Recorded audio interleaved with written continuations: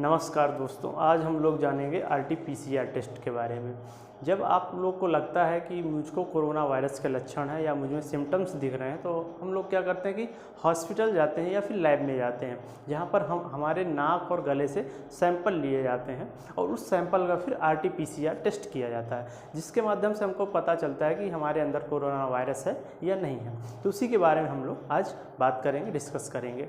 तो पहले तो ये देखते हैं कि जो कोरोना वायरस है ये कैसी बीमारी है। कोरोना वायरस एक संक्रामक बीमारी है, जैसा कि आप लोग देख ही रहे हैं कि यह एक व्यक्ति से दूसरे व्यक्ति में फैल रही है, इसलिए इसको संक्रामक बीमारी के कैटेगरी में रखा गया है। और इसके बाद ये देखते हैं कि कोरोना वायरस फैल किस ले रहा है, किस कारण से बीमारी आई है हमारे बीच में। तो यह एक वायरस डिजीज है, वायरल डिजीज है, यह एक वायरस के कारण फैली हुई है। तो पहले जानते हैं कि वायरस क्या होता है। तो वायरस एक डेड बॉडी सेल होती है, मतलब ये एक डेड बॉडी स्ट्रक्चर होता है जिसके अंदर जीवन नहीं होता, जीवित अवस्था में नहीं होती है। जब यह एक फ्री स्टेज में पर्यावरण में पाया जाता है तो इसमें जीवन अनुपस्थित होता है, मतलब इसमें जीवन नहीं होता है। तो वायरस फ्री स्टेज में क्या होता है, एक डेड बॉडी के रूप में वर्क करता है।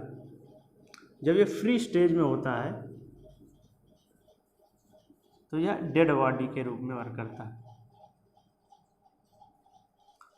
और इसके प्रॉपर्टीज़ क्या है वायरस की? वायरस की एक प्रॉपर्टी ये होती है कि इसमें सेल नहीं होती, मतलब कोशिकाएं नहीं पाई जाती। अब कोशिकाएं नहीं पाई जाएंगी तो इसमें जीवन नहीं पाया जाएगा, तो इसमें सेल स्ट्रक्चर नहीं होती। यह एक वायरस की दूसरी प्रॉपर्टी हो गई। अब तीसरी प्रॉपर्टी क्या होती है, इसमें मेटाबॉलिज्म नहीं होता। मेटाबॉलिज्म का मतलब क्या होता है, जो उपापचय क्रियाएं होती हैं, जो पाचन की क्रियाएं होती हैं, वो इसमें नहीं पाई जाती है। अब जो मेटाबॉलिज्म की जो प्रक्रियाएं होती हैं वो कोशिका में होती हैं। अब इसमें कोशिका नहीं पाई जाती, इसलिए मेटाबॉलिज्म भी संभव नहीं है। तो इसमें मेटाबॉलिज्म की कंडीशन नहीं होती है।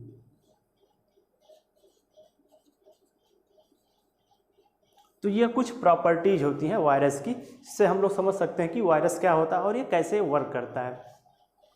अब वायरस जब फ्री स्टेज में होता है तो यह एक डेड बॉडी के रूप में वर्क करता है, लेकिन जब इसको किसी एक जीवित वस्तु के संपर्क में रखा जाता है तो यह एक अपनी समान आकृति के कई सारी प्रतिलिपियां बना लेता है। मान लीजिए इसको एक व्यक्ति के संपर्क में, व्यक्ति के अंदर ये पहुंच जाता है जब वायरस, तो यह अपनी कई सारी प्रतिलिपि बना लेता है, सेम ऐसे फैल जाता है। इसी कारण ये हमारी शरीर को हानि पहुंचाता है। तो ये होता है वायरस। अब बात करेंगे स्ट्रक्चर ऑफ वायरस के बारे में, मतलब वायरस होता कैसा है, दिखता कैसा है। तो वायरस की बॉडी में कुछ ऐसे इसकी आकृति होती है।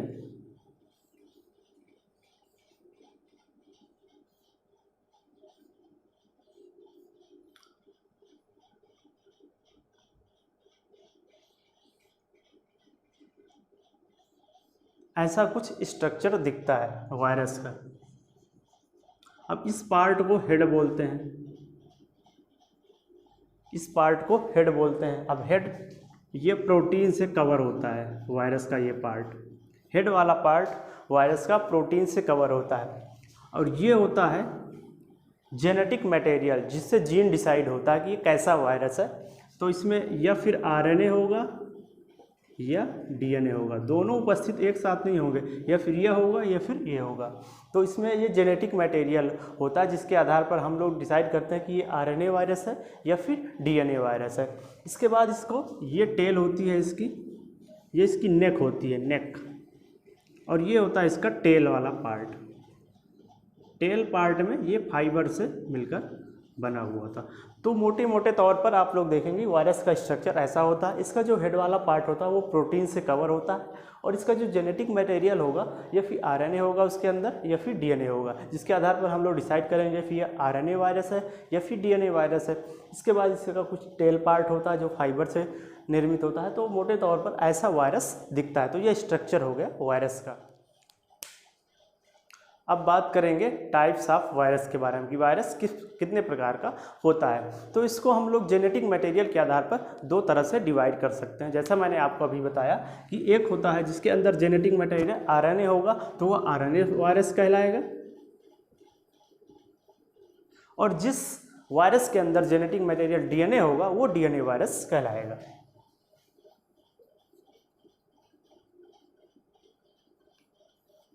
तो ज़्यादातर जो हैं वो आरएनए वायरस ही उपलब्ध हैं, डीएनए वायरस बहुत ही कम उपलब्ध हैं। जैसे आपका पॉक्स हो गया और ये हेपेटिस हो गया, ये आपके कुछ डीएनए वायरस होते हैं, ये ज़्यादातर नहीं पाए जाते। ज़्यादातर वायरसेस में आरएनए वो जो होता है जेनेटिक मटेरियल वो ज़्यादा पाया जाता है, तो आरएनए वायरस ज़्यादा होते हैं। जैसे आपका हो गया पोलियो वायरस, ये भी आपका आरएनए वायरस है। डेंगू हो गया, ये भी आपका एक आरएनए वायरस है। इन्फ्लुएंजा हो गया, ये भी आपका एक आरएनए वायरस है। इस तरह कई सारे जो वायरस हैं वो आरएनए वायरस है। तो इसमें जो कोरोना वायरस है वो भी एक आरएनए वायरस है, तो हम लोग इसको भी, कोरोना को भी इसके कैटेगरी में रखेंगे, आरएनए वायरस की कैटेगरी में रखेंगे। डीएनए वायरस बहुत ही कम पाए जाते हैं प्रकृति में, आरएनए वायरस की ज़्यादा उपलब्धता है।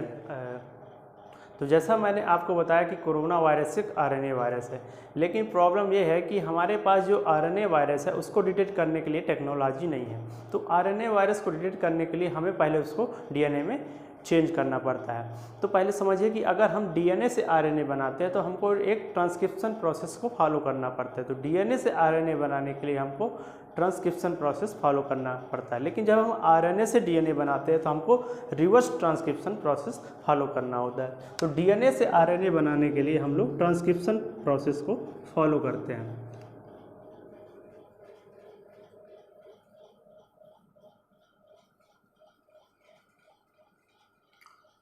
तो हमारे पास ऐसी टेक्नोलॉजी नहीं है कि हम लोग आरएनए को डिटेक्ट कर पाएँ, इसलिए हमें आरएनए को डीएनए में कन्वर्ट करना पड़ता है। उसको हम लोग बोलते हैं रिवर्स ट्रांसक्रिप्शन।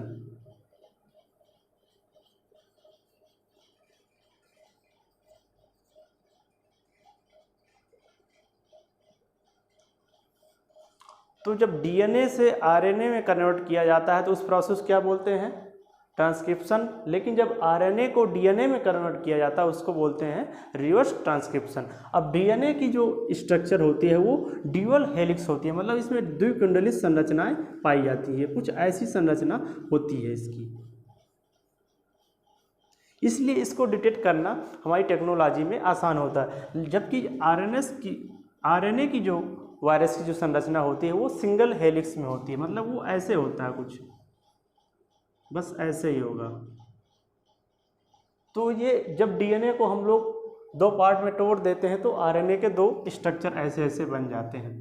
तो डीएनए को जब तोड़ा जाता है तो आरएनए सिंगल हेलिक्स में प्राप्त हो जाता है, लेकिन आरएनए के डिटेक्ट करने के लिए टेक्नोलॉजी हमारे पास नहीं है, इसलिए हम आरएनए से डीएनए बनाने के लिए हमको रिवर्स ट्रांसक्रिप्शन प्रोसेस फॉलो करना पड़ता है, जिससे हमको डीएनए प्राप्त हो जाता है। इसके बाद हम लोग उस टेक्नोलॉजी के थ्रू फाइंड करते हैं, डीएनए के बारे में और डिटेल्स जानते हैं। अब आते हैं आरटी-पीसीआर टेस्ट के बारे में। तो आरटी-पीसीआर टेस्ट, इसके नाम को पहले समझिए, ये क्या कह रहा है। आरटी का मतलब होता है रिवर्स ट्रांसक्रिप्शन, मतलब आरएनए से डीएनए प्राप्त करना। क्योंकि आरएनए को डिटेक्ट करने के लिए टेक्नोलॉजी नहीं, इसलिए आरएनए को हम लोग पहले डीएनए में कन्वर्ट करते हैं, इसके बाद हम आगे प्रोसेस करते हैं। तो आरएनए से डीएनए में परिवर्तित करने की टेक्नोलॉजी क्या हो गया? आरटी। तो इसको बोलते हैं रिवर्स ट्रांसक्रिप्शन, ये होता है आरटी का फुल फॉर्म। इसके बाद पीसीआर को बोलते हैं पॉलीमराइज चेन रिएक्शन।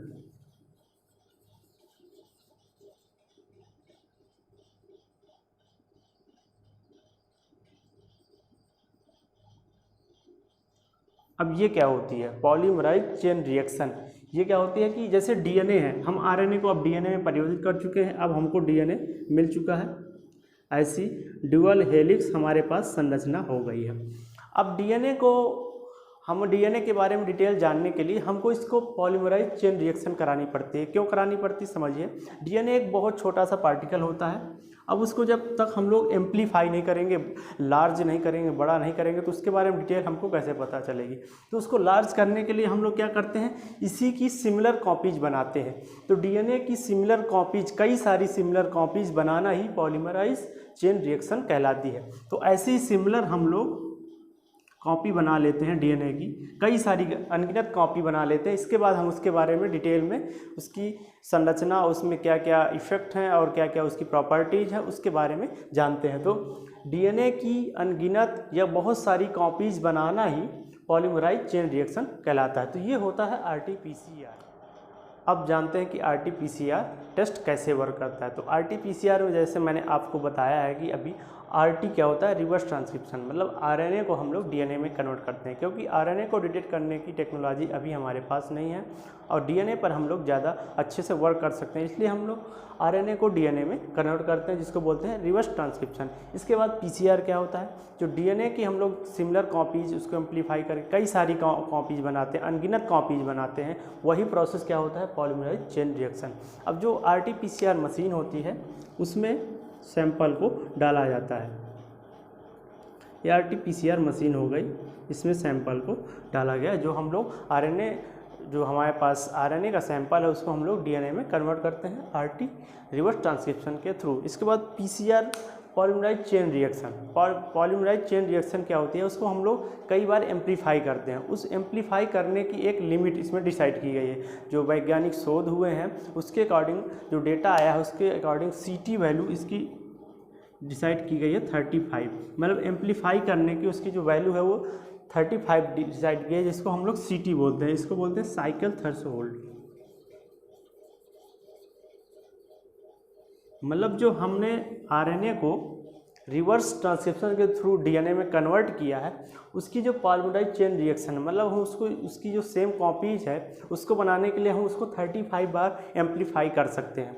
35 बार एम्पलीफाई करने पर यदि उसमें कोरोना वायरस के लक्षण दिखते हैं तो हम लोग बोलते हैं कि व्यक्ति कोरोना वायरस से संक्रमित है।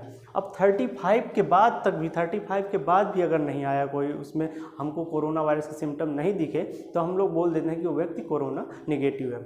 अब किसी किसी का CT वैल्यू 2 भी हो सकता है, मतलब उसको 2 बार, वो जो हमने सैंपल लिया उसको 2 बार ही एम्पलीफाई करने पर उसमें कोरोना वायरस नज़र आ गया। इसका मतलब वो कोरोना वायरस से ज़्यादा संक्रमित हो चुका है व्यक्ति, उसके अंदर मतलब ज़्यादा फैल चुका है कोरोना वायरस, ज़्यादा मात्रा में कोरोना वायरस हो गया। इसका मतलब ये नहीं है कि आपके अंदर ज़्यादा कोरोना वायरस है तो आप लोग ज़्यादा गंभीर हो गए, इसका मतलब ये नहीं। अब किसी किसी का CT वैल्यू बहुत आ जाता है 20, अब किसी किसी CT वैल्यू जो है 20 आ गया, मतलब उसको 20 बार एम्पलीफाई करने पर, DNA को 20 बार एम्पलीफाई करने पर उसमें कोरोना वायरस डिटेक्ट हुआ। इसका मतलब बहुत कम लक्षण है उसके, ज़्यादा फैला हुआ नहीं है, ज़्यादा प्रतिलिपियाँ नहीं बनी हुई है। तो इसका मतलब ये नहीं है कि आपका 20 आ गया तो आप लोग कोरोना वायरस से ज़्यादा संक्रमित नहीं होंगे या फिर आगे चल के ज़्यादा आपको दिक्कत नहीं होगी, क्योंकि कोरोना जो वायरस होता है उसकी प्रॉपर्टी आपको पता ही है कि वो जब किसी जीवित व्यक्ति या किसी जीवित वस्तु के संपर्क में आता है तो अपनी प्रतिलिपियाँ ज़्यादा बना लेता है। मान लीजिए इसमें CT वैल्यू 2 में आ गया आपका कोरोना वायरस का, मतलब वो प्रतिलिपियाँ बहुत ज़्यादा बना चुका है, और इसमें CT वैल्यू 20 है, मतलब अभी प्रतिलिपियाँ ज़्यादा नहीं बनाया। इसका मतलब ये नहीं कि आगे चल के ज़्यादा नहीं बनाएगा, ये ऐसा हो सकता है कि आगे चल के बहुत ज़्यादा प्रतिलिपियाँ बना ले या फिर आगे चल के कम प्रतिलिपियाँ कर ले, ये भी हो सकता है। तो हम CT वैल्यू से ये डिसाइड नहीं करेंगे कि हम लोग कोरोना वायरस से बहुत ज़्यादा संक्रमित हो गए, हमको ज़्यादा गंभीर बीमारी हो गई। तो जो CT वैल्यू है वो होता है साइकिल थ्रेशोल्ड, जो 35 डिसाइड किया गया, मतलब इसके अंदर तक 35 बार एम्पलीफाई करने के बाद DNA को, जो हम लोग RNA को DNA में कन्वर्ट किए हैं RT के थ्रू, उसमें उसको 35 बार एम्पलीफाई करने पर यदि उसमें कोरोना वायरस नज़र आ जाता है तो हम लोग बोलते हैं व्यक्ति कोरोना पॉजिटिव है, और यदि नहीं आता 35 तक तो बोल देते हैं व्यक्ति कोरोना निगेटिव है। तो ये होता है RT-PCR test, reverse transcription polymerase chain reaction test. ये होता है RT-PCR थ्रू, जिसके थ्रू हम लोग फाइंड करते हैं कि व्यक्ति में कोरोना वायरस है या नहीं है। तो ये हो गया पूरा RT-PCR टेस्ट। आई होप आप लोग को समझ में आ गया होगा कि RT-PCR टेस्ट क्या होता है और कैसे वर्क करता है, और ये जो कोरोना वायरस है ये कैसी डिजीज है और किस कारण हम लोग के बीच में ज़्यादा फैल रही है। तो इससे सावधानियाँ बरतनी यही है कि ज़्यादा से ज़्यादा लोग मास्क पहनें और ज़्यादा से ज़्यादा समय तक अपना हाथ धुलते रहें और लोगों से डिस्टेंस बनाए रखें। तो ठीक है दोस्तों, मिलते हैं नेक्स्ट वीडियो में एक नए टॉपिक के साथ, तब तक के लिए धन्यवाद।